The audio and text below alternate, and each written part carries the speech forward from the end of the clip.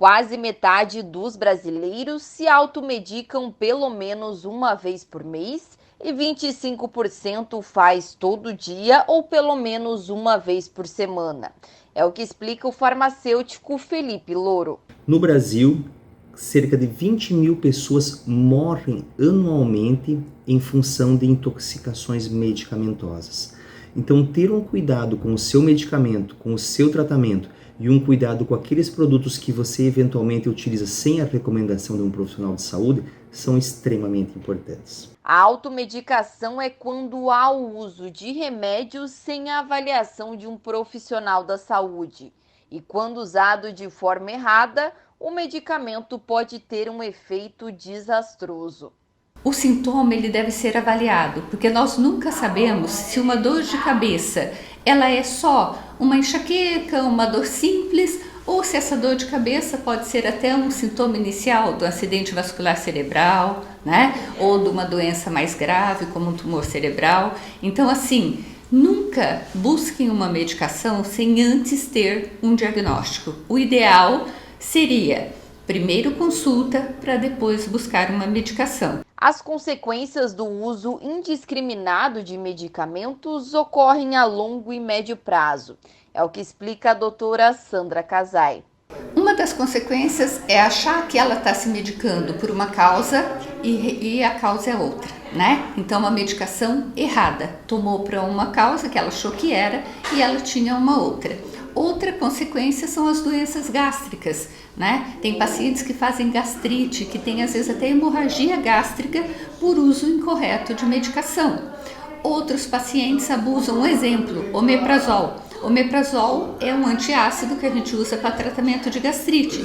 Tem pacientes que têm o hábito de tomar omeprazol de uso contínuo e isso não deve acontecer. Por quê? Porque o nosso estômago ele tem que ter uma acidez para nos proteger. Quando você toma um antiácido contínuo, você está mudando fisiologicamente o que era para estar sendo a nossa primeira barreira de proteção.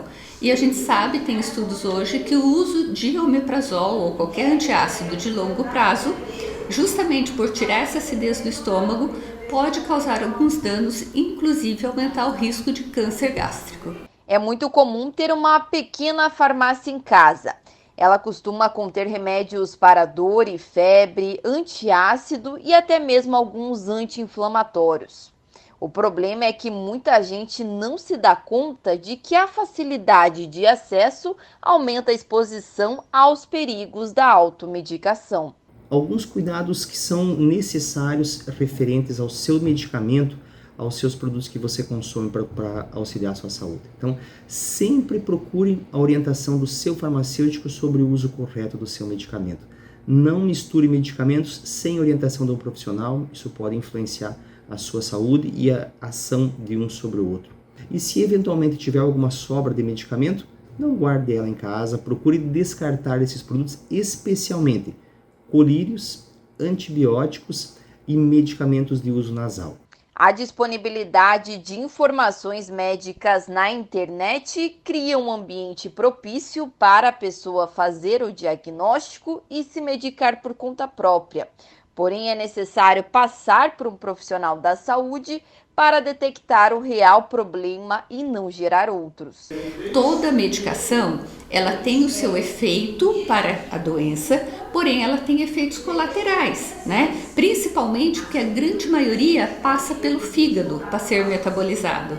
Então, assim, pacientes que têm problema de fígado, problema renal, de filtração, a gente deve, inclusive, às vezes mexer na dose e algumas medicações nem utilizar quando tem alguma lesão no fígado.